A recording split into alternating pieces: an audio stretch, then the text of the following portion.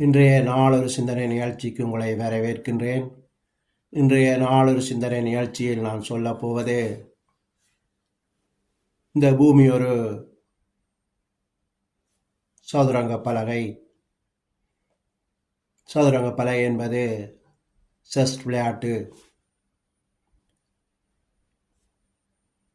இந்த பூமியில் மேற்குலகத்திலிருந்து பார்த்தீங்கன்னு சொன்னால், முதலாவதாக அமெரிக்கா தன்னுடைய காய்களை நகர்த்தி கொண்டிருக்கிறது.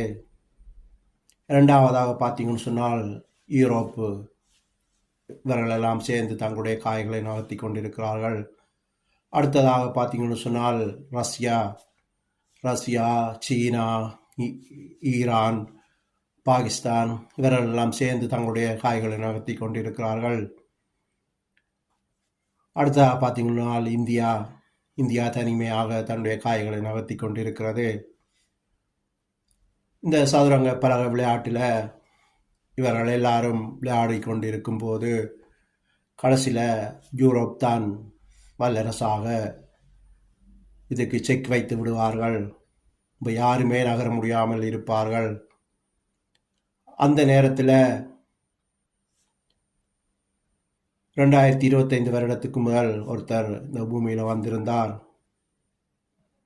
அவரான் இயேசு கிறிஸ்து. அவர் இந்த பூமியில் வந்து உயிர் தெழுந்து பரலோகத்துக்கு சென்று விட்டார். அவர் நான் மறுபடியும் இந்த பூமிக்கு வந்து இந்த செஸ் விளையாட்டில், சதுரங்க பலகை விளையாட்டில் ராஜாவாக வரப்போகிறார்.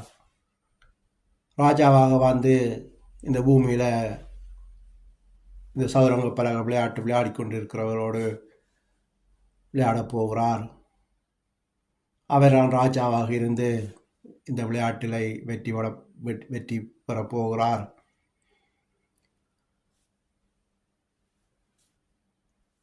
அவருடைய வருகை தான் இனி வரப்போகிறது. அவர் வந்து இந்த பூமியில் 1000 வருஷம் ராஜாவாக ஆளுகை செய்ய போகிறார்.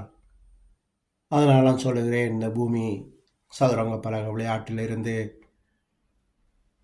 இந்த பூமியில் வாழ்கிற அரசன்மாரை, ராஜாக்களை மேற்கொண்டு அவர் இயேசு கிறிஸ்து ராஜாவாக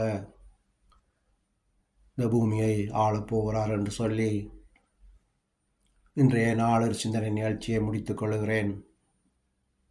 நன்றி.